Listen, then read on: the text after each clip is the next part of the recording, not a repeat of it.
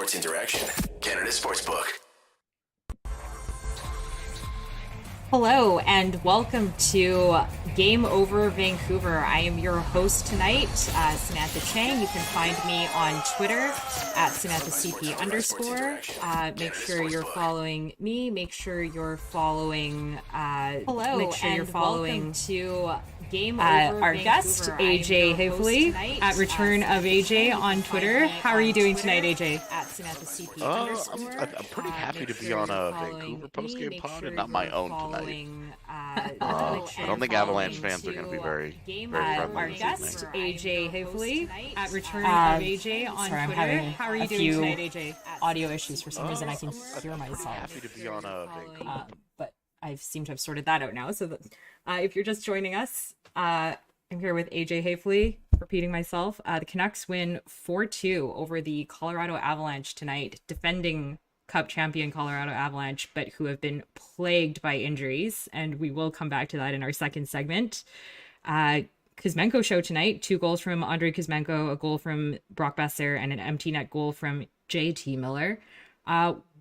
Before we get into the first segment, where I'm going to ask you what is the biggest story of the game tonight, I'm going to give a shout out to our sponsor. Think you know what way it's going to go. Make your bet with Sports Interaction. Whether it's hockey, football, or basketball, Sports Interaction has you covered. Bet pregame, live in play, or on one of our many prop bets. Sports Interaction makes it easy to deposit, play, and cash out. Join now and see all sports betting has to offer. Want to bet? Head to sportsinteraction.com/SDPN. That's sportsinteraction.com/SDPN. 19+. Please play responsibly. All right, AJ, what was the biggest story for you tonight? About a 3.5-minute, 4-minute period in the end of the second period where the Avs threw the game into the trash and never revisited it. Yeah, that sounds about right. I saw somebody say it might have been you, that was the worst 5 minutes of the Avs' entire season. Yeah, I mean, it's always easy to say that stuff in the moment, to be like, that was the worst ever. I don't know about worst of the season. Certainly worst in quite a while. It starts with a couple of questionable, for me anyway, there are a couple of coin flip officiating decisions that set the game on a course, and then from there, the Avs did the rest.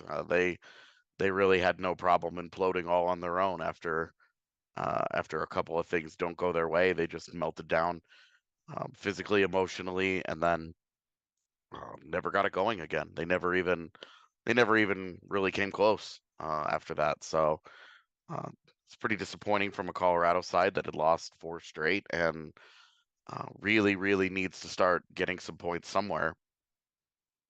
Otherwise, they're gonna just start to fall too far back. So I think it was from that side of things, from where we are, it's a disaster of 5 minutes for sure. Yeah, I thought the game overall was surprising for me because, I say this all the time. What I love are the Canucks Avs games that are like 7-6 games, wild barn burners, and tonight was not that kind of game. The Canucks outshot the Avs 43-31, and frankly had one of their better games. And it seems like the Canucks save all their best games for the Avs, and usually it's pretty entertaining. But tonight it was a bit of a drag. Yeah, I think when you're the defending Cup champs, you during the season, a lot of times you get the other team's best shot. They get up for you. You're a lot more of a measuring stick emotionally for a lot of these teams, where it's like, oh, we want to take these guys down a peg. They don't care who's on the ice and who's not. They care about, these guys accomplished the goal that we have set out to accomplish, and so we want to see how we match up next to them. So the Avs get a lot of best shots from teams every night, but usually they handle it a little better than this. If you're just joining us now, I am joined by AJ Haefele do I say Denver or do I say DNVR? It's DNVR. They're supposed to be like call sign. It's supposed to be like a television call sign. Awesome. Okay. AJ Haefele of at DNVR_Avalanche. Follow them on Twitter and follow AJ at Return of AJ. I don't know if you're in the chat, but the entire chat has been invaded by DNVR followers, which is awesome. Welcome to Game Over Vancouver.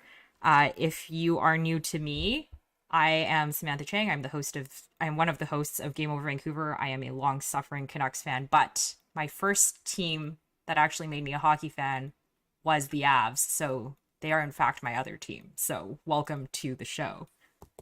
These are hard games for me because I always watch, and normally I go Canucks Avs, but this season, for all the Canucks fans who are here, I have been saying that the Canucks should lose as many games as they possibly can and tank for Bedard, because what I don't want is another season of the Canucks drafting like between 10 and 25 and kind of like either just missing the playoffs or sneaking in when they have no business being in the playoffs. And so tonight I got like, I'm excited the Canucks won. I think Andrei Kuzmenko has been amazing, but I would have liked to see the Avs win tonight. Yeah, I mean, me too. Losing is not particularly fun or interesting, and especially when it's 5 in a row, there isn't a lot to say. You're just like, yeah, they just can't find ways to win. They're bad. They're whatever. And it's been a long time since we've seen the Avs lose this many games in a row. Yeah, it's a big turnaround from last year. Would venture that it hasn't happened anytime in the last 5 years. But I don't know. It's says a lot that the NVR homies wanted to come and suffer with me. They love you. There's a lot of love for you in the chat. There is a question for you in the chat that says, AJ, Jack Maloney says, AJ, I got a question for you. What does it feel like to cheer for a team that is competent? Well, right now, I don't know. No, it's most of the time it feels pretty good. You trust that they make good, sound decisions, and you get excited when new players are brought in because you're like, oh, the front office is pretty good, and it's fun to see how they fit in. And so it's more surprising when things don't work out than when they do. So it's a different world. Well, it's very different. Yeah, we're gonna jump back to what's been plaguing the Avs in the second segment. I want to go back to the game. I don't know if you've seen many Canucks games this year, but this was definitely one of their better efforts. I thought Andrei Kuzmenko had an outstanding game. Colin Delia is kind of third string goaltender, had put in a pretty good performance. Who stood out to you for the Canucks? For me, it had to be Kuzmenko. I mean, the 2 goals around the net are kind of whatever, but it's the way that he was controlling play on the ice. And when it happened live, that play that he made in the neutral zone right before the 3rd goal, it happened live, and I thought to myself, okay, I need to remember that, because if this doesn't turn into a goal or anything, I want to go back and pull up video of that, because I thought it was really good. The way that he kind of shielded off whichever Avs player it was, and chipped the puck between his legs up the ice for Pettersson to chase down in the corner. And that's a thing that, one, you've got to have a lot of confidence to do that in the neutral zone in an NHL game. But 2, you've got to be a really skilled player to pull something like that off. And 3, really just the creativity to think of it in that moment to try and make that kind of play. And it was such a nice play, and it was so effective. And it was really, we saw later on he dominated an entire shift along the far wall, just back and forth, just running poor Sam Girard ragged. So it was really, Kuzmenko, and I thought Elias Pettersson was also one of the guys that really jumped off the ice. And this might be the only time that I ever say this, but Tyler Myers, some level of credit to the way that he shadowed Nathan MacKinnon.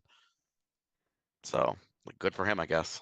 That might be one of the few nice things anyone said about Tyler Myers this year. Look, I knew Tyler Myers growing up. Okay, we're both from Katy, Texas, so anything Tyler Myers is really weird for me.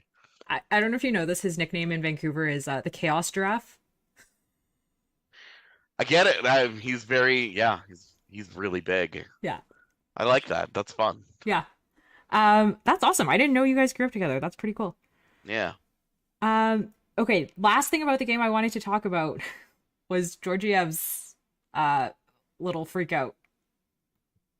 What did you You think of blame the that? guy?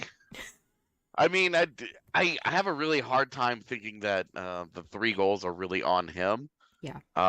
They all come right around the net. They all come with multiple major blunders and breakdowns immediately in front of him that leave guys wide open, or a puck wide open on the back door or something. So I don't really have a lot in me to go after Georgiev on this one, but I don't blame him. Especially the third one. Devon Taves just throwing a puck into the middle of the eye. What are you doing? It's Like so unlike what? him too, right? It, Like it it's it was shocking the role that Devon Taves played in this meltdown where he gets lazy and opens the door for the icing to get waved off. Then he takes a penalty. I think both of those things, I said it earlier, I think both of those things are coin flips. Um, that just go against the Avs. I think that should have been icing, and I think that the penalty call is soft as hell. Um, but he opens the door for both of those things to happen, and then the turnover on that third goal. It's just insanity.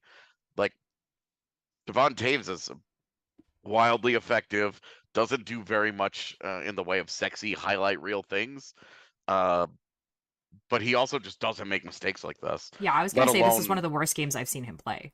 yeah, same, and let alone, I mean, several Yeah. huge mistakes the way that he did tonight. I mean, that might have been the most shocking part of the entire game. Is that it wasn't that the Avs threw the game away; it was that Devon Taves single-handedly melted down the way that he did. Yeah, I thought that was a huge part of this game as well. All right, I will move on from kind of the main crux of the pain tonight into the main crux of the pain this season. I've been wanting to talk to you, you know, as a sometimes Avs fan. I've said for the last few years, the Avs have an outrageous amount of injuries. Like, just it seems like it's never ending, but it's somehow gotten worse this season. And my question for you is, given their performance and their fall off this year, how much of it do you think is injury driven? How much of it do you think is cup hangover? Or how much of it do you think is just something else? Well, some of it is the combination of the cup hangover and injury driven because it was the latest offseason that the league has ever had.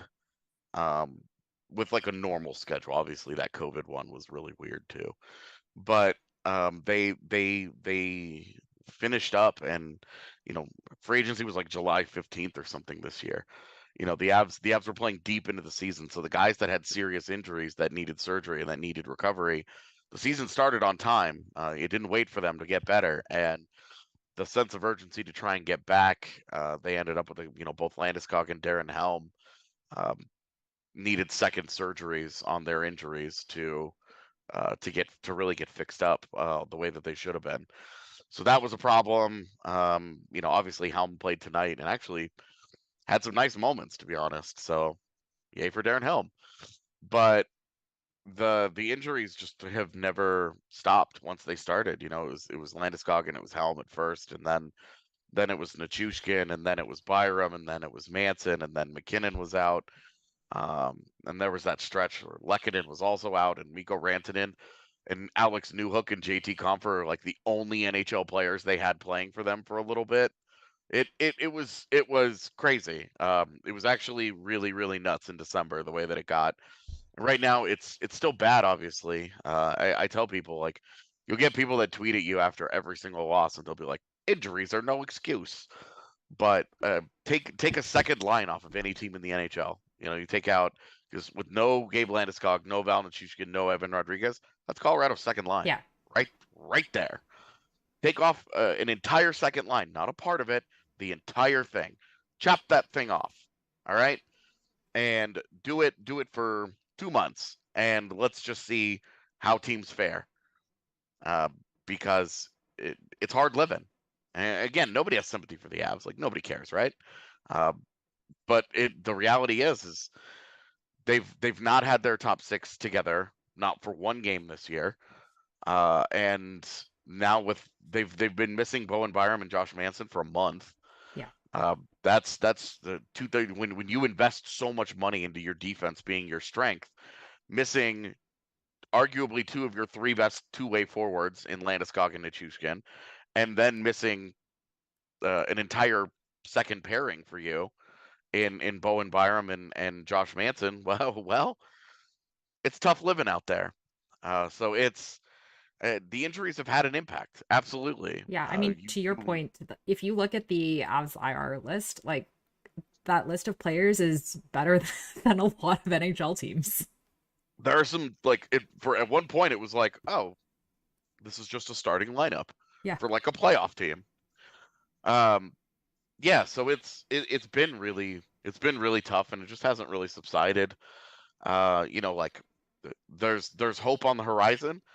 Nichushkin is skating. Evan Rodriguez is really in a true day-to-day. He's on the trip. Pavel Francouz even, Georgiev has started 10 games in a row. Pavel Francouz has been hurt, and they don't trust Jonas Johansson at all. So they're in this position where now Georgiev is starting every game, and even if I don't think he's overworked, I definitely think he could use the mental break at this Yeah. point, because it's him snapping tonight. It looks like it's getting to him. The bad things that are starting to happen, those are cracks in the foundation that have not been there the last few years. So it's really a lot of things are starting to add up, and I think when you lose this many games in a row, especially as an organization with such high expectations, that you can know, hey, in 4 weeks this is all going to be better. These guys are going to be back. We're going to have most of our lineup intact. We're going to be ready to go, and we're going to be ready to chase down. Try and chase down home ice advantage in the postseason. You can logically know that all you want, but in the moment you're in hell. Yeah. And that's where the Avalanche are right now. They're in hell, and uh, it's a classic, like you're caught in quicksand, because the harder you try and get out of it, the deeper that you sink. And that's where the Avs are right now. They're caught in quicksand and in hell. That's quite the analogy. It kind of feels like the Canucks most years. Yeah, I mean, it feels like the Canucks every time they make a big decision, right? Yeah. Like, oh, committing to JT Miller was the obvious thing to do, and now that contract hasn't even started, and it's like, Was it is this though? going to be Was a it the train obvious wreck? thing to do? I mean, you and I felt a certain way about it, for sure. Um, we were on team. You have to move him. Yeah. But management there just they don't listen to podcasts. I have a theory that what the Canucks do is they have a plan. They know rationally they should have moved him. But what happens is he starts to perform. He has a 99-point season and they're like, "No, he's too good. We can't do it. We just got to pay him. Like he's going to lead us to the promised land." But it's like it's so short-sighted. It's like a toddler with a new toy. And it happens with every player. Like right now everyone's like, "Oh, Bo Horvat's having an incredible season. He's on a better scoring pace than Pavel Bure was." And that is like the Canucks all-time record. Yeah. And, you're sitting here thinking you got to sell high on Bo, but he's your captain. And at some point, I have no faith that they're not going to look at him and be like, he's scoring too much. He's too good. We got to figure out a way to pay him. But then you got to pay Elias Pettersson and you got to pay Kuzmenko because he's on a 1-year contract. And it's like, what is the plan? I just want to know what the plan is. How quickly could they kickstart a retool if they bit the bullet, were honest with the fan base, and said, "Hey, we're just not good enough. These are good players, but they just don't have enough help. We're just not going to be able to do anything with these guys." And they tried to salvage as much of Pettersson and Hughes' primes as possible, instead of dilly-dallying with them in their mid-20s like they are, because those primes are over when they're over. Yeah, it goes real And fast. it does go very fast. The idea that Gabe Landeskog is 30 years old makes me feel like I'm ancient. Yeah. And it happens really quickly, and the opportunity to make hard decisions comes and goes, because now with JT Miller with an expiring contract and all that, like teams would have been lining up to pay out the nose for the opportunity for a passionate, cares a lot, versatile, kind of jack of all trades forward that could have fit into any lineup in the league and any play style in the league. And instead, they just decided to double down on their own mediocrity and chase the promised land of maybe a wild card spot if they're lucky. Well, if you get it, anything can happen, right? I mean, to answer your Yeah. question, I think there has been a large segment of the fan base, and now an increasing number of fans saying, just bite the bullet and do it. Like they've been saying for ever since at least 2014, they've been saying we're 2 years away from contending. It's 2023, and they're still saying we're 2 years away from contending. Like at some point, you just have to realize that retooling on the fly is not working for you. Like Yeah. just communicate it and have a plan.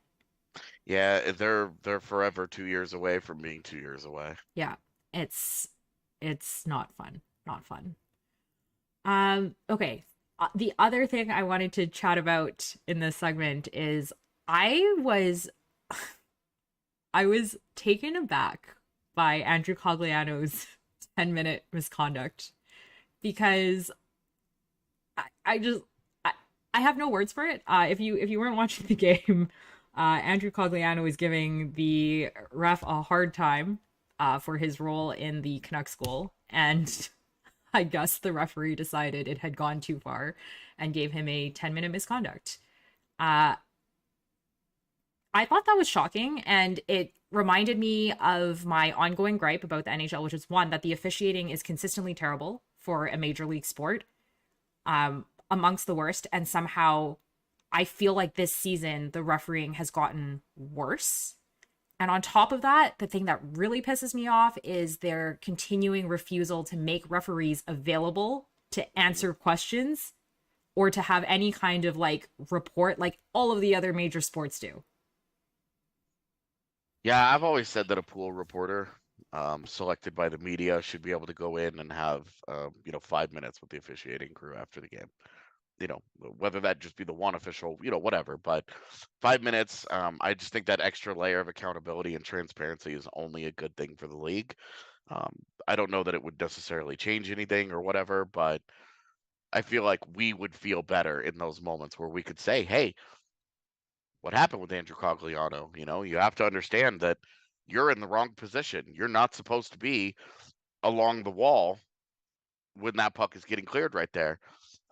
You could see later on in the game when that puck was in similar situations, he skated out like he's supposed to do away from the wall so that that puck, understanding that puck's going to get rimmed around. He's in the wrong position. It goes off of him. And maybe that puck doesn't get out anyway, but at least if that puck doesn't get out and the Canucks score, then it's because the Canucks made a play. But we're talking about the third guy, the third guys on the ice that aren't supposed to be impacting actual on ice play here beyond just making judgment calls and decisions or whatever, but actually impacts the play, changes it by being in the wrong position. He's not doing his job. And Cogliano gives him the business, which he deserves. And the guy is so soft, he gives him a 10-minute. The Avs lose one of their best PK guys. They lose one of their veterans, a guy that should have plenty of rope. I mean, unless he crossed like the verbal line, like right off the top, which is of course possible, then to me it was kind of mind blowing that they gave him that penalty, and then later on in the period, after Cale Makar had taken a high stick, you have Bo Horvat like losing his mind while Brock Besser goes to the box, and it was all good. Yeah. And that like you see those situations and you see where standards are being applied differently is where I think every single fan base in the NHL will tell you it gets frustrated. Yeah. I mean, I think that was one of the more egregious examples in recent memory, like to the point where I get a hard time sometimes from Canucks fans saying like, who are you actually cheering for? But I tweeted like that call made no sense. And like I think even Canucks fans were like, yeah, that was an absurdly soft call. Like Yeah, I want to know what Andrew Cogliano said to him. Yeah, I mean it just reminds me of the scene in Bull Durham where, there are certain words you just can't call officials. And so I just wonder, I'm like, did Cogliano start there? Because if he does, if you go from 0 to 100 and you push the line or go over the line right off the top, then you're not going to get any leeway. And for a veteran like that, you are disappointed that it's him making that mistake, Yeah. but at the same time, like he had every reason to be upset. every reason in the world to be upset. And for an official to be as thin-skinned as it appears he was, it's just disappointing. It probably does a favor that he doesn't put the Avs back on another immediate PK, but you also take away one of their veteran guys and one of their key penalty killers. You take him off the ice for other power plays. Yeah. So it still ends up punishing the Avs in some way, and it felt very petty and personal right after an official had made an egregious mistake, Yeah. a mistake that was involved in a game-changing play. Yeah, absolutely. At Vaguely Sober in the chat says, Megan just noted on the DNVR Avs post that Cogs taking that 10 was an example of the Avs' entire mentality right now, all frustration. Yeah, and you can definitely feel it after they gave up that goal, because right now the Avs cannot survive bad things happening to them like that. Yeah. And like, again, it's a series of coin flips that go against Colorado. A puck that's going into the corner. Devon Taves is being lazy about it, for being honest. But he still had him beat. It should have been icing. We see it get called icing all the time in that situation, constantly. And this one time it doesn't. So you lose that coin flip. Then the penalty up the wall on a very weak call. And the stick gets in the hands, and everybody loves to say, oh, it gets called all the times. Well, we've got video of it not being called 3 times in the last week, just in Avalanche games. So it doesn't get called all the time. So you lose that coin flip, and then a puck that's supposed to be up and out of the zone and turns into a goal against, you lose that coin flip. Like, that's where your frustration boils over, because it feels like you're trying to control what you can control, and you can only be so mature about things for so long before things that are out of your control just continue to go against you every single night, that you're just going to boil over. And I think that's what we saw tonight. Yeah, that makes a lot of sense. I think, once again, your point that you can only be mature for so long speaks to me as a Canucks fan. Well, and and the I think entire fan base. well, and like, I think it speaks to us, all of us as people. Like, Yeah. you could be as absolutely mature about every single thing that happens to you in life. All the things that we don't control on a daily basis, but impact our lives in some way. If enough of those things go against you several days in a row, by day 6, you're like, okay, I'm not going outside anymore. I'm not giving the universe a chance to do this to me. And that's the day that your power goes out. Like, at some point, 100%. at some point you just snap. Like, at some point you've just had enough of the uncontrollable taking you down a peg. And the Avs have plenty of internal issues. They made plenty of mistakes tonight, but the things that they couldn't control, the things that were a little bit out of their control in terms of referees calling things and et cetera, not going particularly their way, I can understand the frustration, but they also do a good job of putting themselves in positions for things to go against them. Yeah. All right. If you're still here with us, thanks so much. If you're just joining us, Canucks beat the Avs 4-2. I am with AJ Haefele of at DNVR_Avalanche. You can go follow them. Go follow AJ at Return of AJ. Follow at SDPN Sports. Last segment of the night. If you are still with us, make sure you tweet that we're about to do this. AJ and I like to talk about last year when Canucks fans were saying that they would not trade JT Miller for Bowen Byram and Alex Newhook. I think the conversation now has shifted to whether or not it would make sense for the Colorado Avalanche to add Canucks captain Bo Horvat, who is on a absolute scoring tear this season. Peter Ball actually wrote about it today in The Athletic. What are your thoughts on the Avs acquiring Bo Horvat? Well, a year ago it was JT Miller, and I had a lot of Canucks fans tell me that Alex Newhook and Bowen Byram weren't enough for JT Miller. And then, last I checked, those guys have more hardware than JT Miller. So good call, I guess. And now this year it's Bo Horvat, and it's just like, wow, it's crazy how the Canucks have all these guys who are so valuable and worth all these really good young players and young pieces from other teams. You'd think that they were winning more hockey games, but They're not.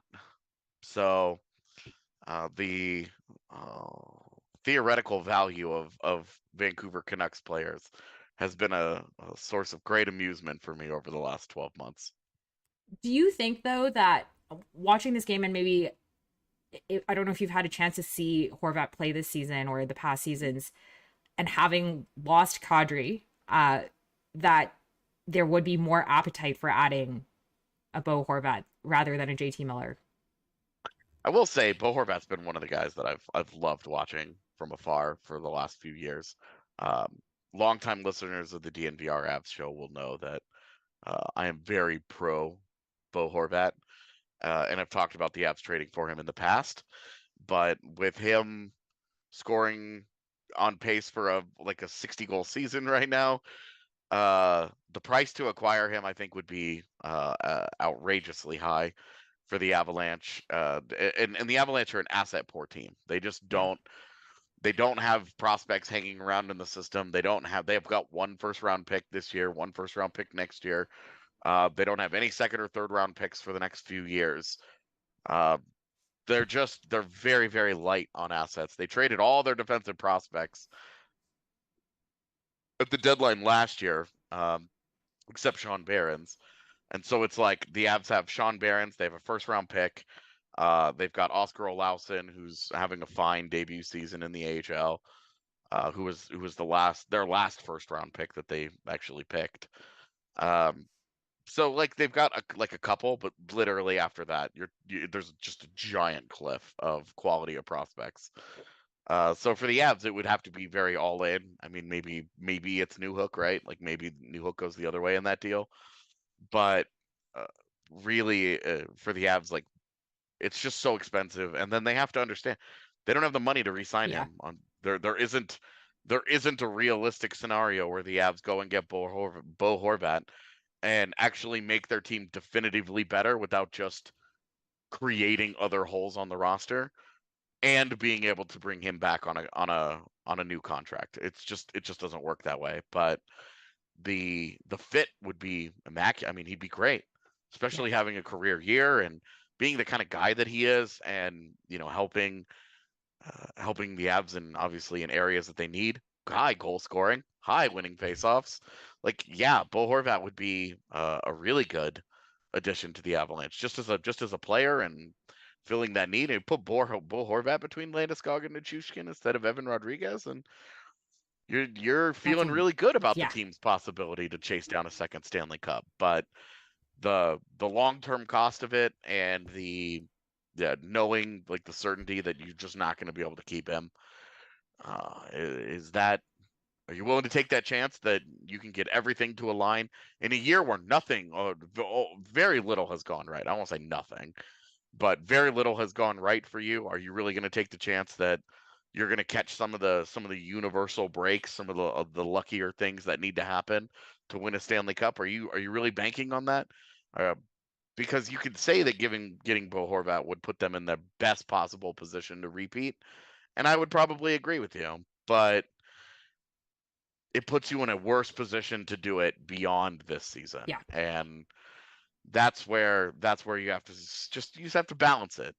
Um, if Colorado star players were in their 30s, if they were in a situation where like Washington and Pittsburgh, where the majority of their core is in its mid 30s, and this you're really looking at like any run could be their last great run, you'd probably feel differently. But Colorado's all these guys are still in their 20s.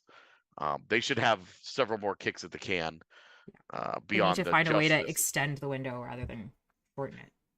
Exactly, and especially, I mean, the salary cap's going up here in a couple of years. Will really help give Colorado a little bit of breathing room. But they're going to need most of that breathing room just to stay where they are to maintain status quo. A new contract for Devon Taves, new contract for Mikko Rantanen. Someday Cale Makar is going to need a max salary because the guy's just an obscenely good player. Like they're gonna need to make some tough choices, but they're gonna paying top dollar for top guys is not a sustainable method for winning for a long time. Are you sure you can't just like be the GM of the Canucks? Because like there was just so much logic there. Can you just I give mean, some of it to our team? I don't want it to leave Colorado. It's got to stay at Ball Arena. Okay. The other question I wanted to ask you on this note, what are watching the Canucks tonight and kind of with whatever knowledge you have of the Canucks, how do you see this? What do you think they need to do to improve? What do you think they should do? And also, what are some of the wildest trades you have seen Canucks fans propose? Well, so wildest trades, uh, I've seen a Brock Besser for Frank Vetrano, which I guess I just don't understand. Like Brock Besser's like a good player. I know he's got injury issues, but Frank Vetrano's kind of stinky. There's like a ongoing narrative here this year about how bad Besser has been. This is as I've said earlier tonight, for whatever reason, there seems to be this weird uh buy high, sell low mentality here. Yeah. Yeah. I think that's a common mentality for the record because Yeah. I've got people tweeting at me tonight about how much Alex Newhook sucks. A night where he has an assist on one of their 2 goals. And like, oh, Newhook is bad and this and yeah, okay, so you want to give him away while he has no value, but it's a great idea. But you want to buy Bo Horvat at the absolute peak of his career when he's shooting like 22% or something. Like, okay. So yeah, I think it's just a common affliction among sports fans. One of my other personal favorites is a cap-friendly special of Travis Dermott, Connor Garland, and JT Miller for Joel Farabee and Ivan Provorov. I don't know why Philadelphia is doing that.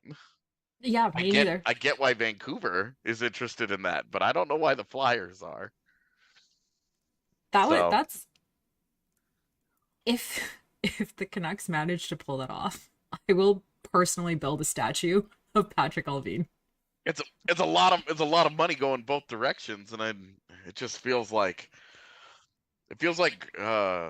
two Titanics passing each other, just Yeah. like throwing icebergs at one another. Yeah. I I don't would like to see the combination of John Tortorella and JT Miller.